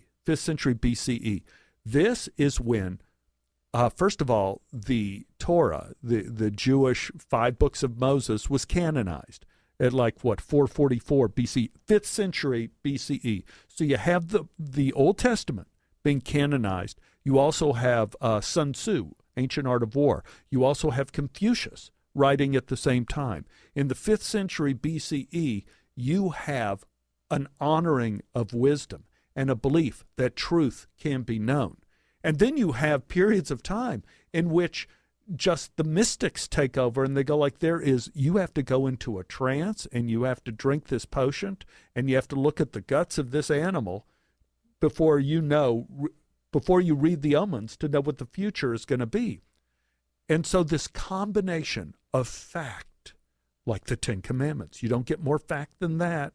Those 10 things, this is how you build a civilization, mixed with mysticism from the Middle Ages of Judaism, creates a very powerful mixture that only history and wisdom can provide, of fact-based, knowledge-based, this is how the best way to live your life, also mixed with this wild spiritual stuff of what is the light of the first day.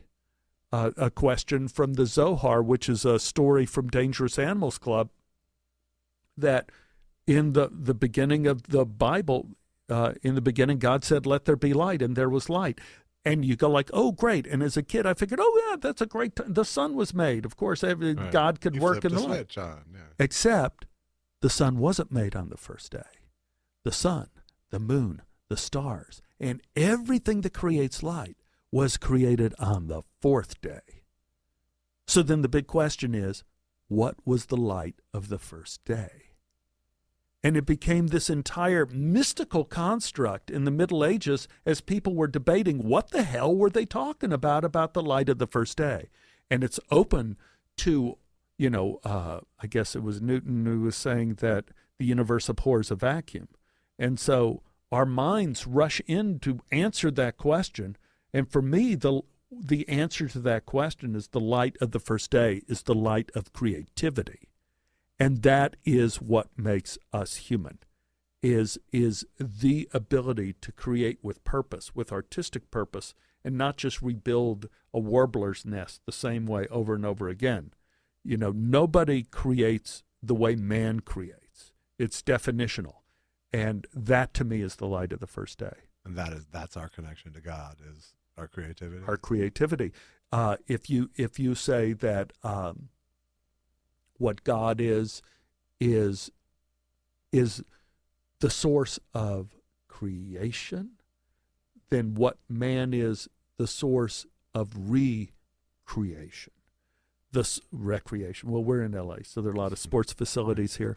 But what man does is he takes the bits and pieces he knows and reassembles them in a different pattern. And depending on the validity of that pattern, you have wisdom or not.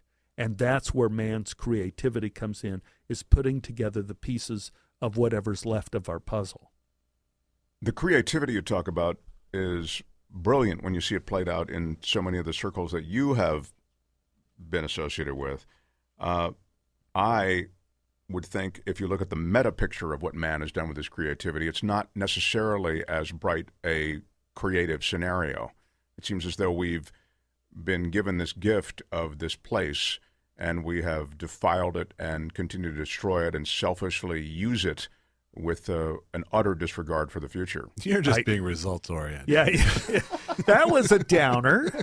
We came from the light of the first day to this. I like to bring you. I like to bring you down. Okay. But I do believe that when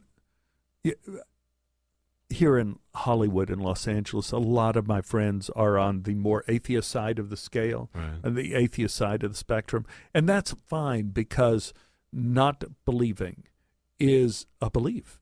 It's an important belief too. It's an essential belief, is not believing. And the only way you can have that kind of clarity of thinking the good you could do with our creativity is if you take a step back and you really assess the good and the bad that comes from certain beliefs. You know, not all beliefs are created equal. And you see what we have done with our society. And the option is always available to us to try to do something good. Of course, there's always the counteracting causes. You know, I bring up a story in My Adventures with God about the London Zoo. You know, the problem at the London Zoo with the gorillas weren't mating at the London Zoo, so they bring in science. Science's answer. They get the gorilla experts, and they say, well, the gorillas have space. They're not depressed. They don't have enough room to feel they're back in the jungle, but they certainly have enough room to believe they're in an extended stay Marriott. You know, they could have some relationships here. And so they said, well, maybe, you know, gorillas learn about mating from observation in the wild, and perhaps these male gorillas were too young at the time of their capture to know what really makes being a gorilla worthwhile. So they send the London, this is my favorite part of the story, the British government, at great expense to the British taxpayer, sends a film crew to Africa to film gorillas mating, kind of gorilla porn films. Right. And the idea is they're going to cut this into an endless loop, all this mating footage, and play it in the gorilla enclosure because life isn't tough enough in the gorilla enclosure. All night. They're going to play the gorillas making it movie for the male gorillas to watch, and maybe they'll get the idea. And at the end of 6 months, none of the female gorillas were pregnant, but all of the zookeepers' wives were. It is, you know, we do not necessarily know. And the gorillas learned how to masturbate, is the problem. You know, it is, the cause and effect is not as clear-cut as we think it is. And a lot of times, which is why religion, in a way, is important, because you cannot always calculate that, let's say, if you're going to make a car which is going to make so many things easier, it's also going to poison the air. You know, you cannot put, we don't end up putting those things together. And so you have to have a higher sort of sense of morality or ethics, well, I want to say morality, that guides us, that leads us, because then hopefully we will make wiser choices, or at least mitigate some of our mistakes. Yeah, I mean, that's very well put. I'm going to let you go, but I cannot let you go without a couple of things, so I'll try to get to them quickly. And one of them, perhaps one of the most important things, is everything that happened to you in this life and death moment. I mean, real life and death moment. You faced, I feel as though you faced a couple of them, but these are, if you can just quickly review that, I think it's really something that probably informs a lot of what you're talking about now. It was what we talked about at the beginning today, and that is I broke my neck in 5 places, 5 vertebra, C2 to C6, riding on a horse on the side of an active volcano in Iceland. Yeah. Like what could possibly have gone wrong? Well, and why were you in Iceland to begin with? Well, because my wife Ann and I, we love riding, we love horses, and we owned horses. I had lost my voice for this particular trip. This is a key thing. Yeah, I lost my voice, and it wasn't so much, and you know, Mark, with how difficult this is. I had a growth on my vocal cord, and it wasn't cancerous, but it had to be operated on, and I had to be silent for 2 months. And we had to figure out some activity that was, I could recover and be silent, and horseback riding is very relaxing as long as you wear the right underwear. And I had the surgery. We went to Iceland to have this vacation because we had done it before, twice before, and loved riding there. And you're away from everything. You won't need to use your voice particularly. You don't need to use your voice on an Icelandic horse. All of the cues are done with what they call your seat. And with your legs, you don't have to vocalize anything. You control it all with your body, to go, to stop, everything. It's great. And we were going to spend 3 days on horseback, going from one part of the island to another part of the island, going over mountains and across rivers and plains, and it's so, so beautiful. And the last ride of the last day, we're on the near the top of the volcano. My horse is in the lead, and we were hit by this incredible wind and this is not an exaggeration, this is no lie. This wind was so powerful, it lifted me and the horse off the ground, carried us a few yards, and dropped us. My horse took this as God saying, giddy up, and he took off. And I'm trying to keep my balance, and somewhere on the other side of the mountain, I was thrown onto a hardened lava flow. They found me, according to legend, they found me on the only piece of soft vegetation on the whole basaltic plain in a fetal position. And the head of the Icelandic riding group came up with another horse and said, I brought a horse. I got up, he said, jumped on the horse, said I felt sick. He said, well, maybe you were hurt in the fall. And I said, what fall? He said, get off the horse. They took me to the hospital in Reykjavik. They said I had a fractured vertebra, that I could stay on vacation. They put me in a soft collar that people use in sitcoms to say you've been injured, one of those things. I get to New York. We're swapping planes in Kennedy, and an old man with a beard came up to me. He was a big fan from Deadwood. I could always recognize the Deadwood fans because the men have beards and the women have tattoos. And he came up to me and he says, what's with the collar? You figure out some way to get around security. And I said, actually, I had a little accident in Iceland, fractured a vertebra, I believe. He pulled me aside. He said he was the head of neurosurgery at Mount Sinai Hospital in New York, and I was in the wrong brace. And he said, you could die in this brace. You need to hold your neck, and he demonstrated like strangling, all the way to Los Angeles. I get to Los Angeles. I go back to my doctor. They fit me for a hard brace, and he's the guy who said, you have a fatal injury. And the reason why I lived was because of a curse. A curse. I had advanced arthritis of the neck, and my vertebrae were overlapping, enlarged, bone on bone. He said, your arthritis acted like armor and saved your life and kept your neck from being snapped. And it was during this period of recovery that I began writing these stories for my kids. It was during this period of recovery that I recognized I'm probably alive because not of one miracle, but of a series of miracles. And this is what sort of led me into when Simon & Schuster called up after Dangerous Animals Club.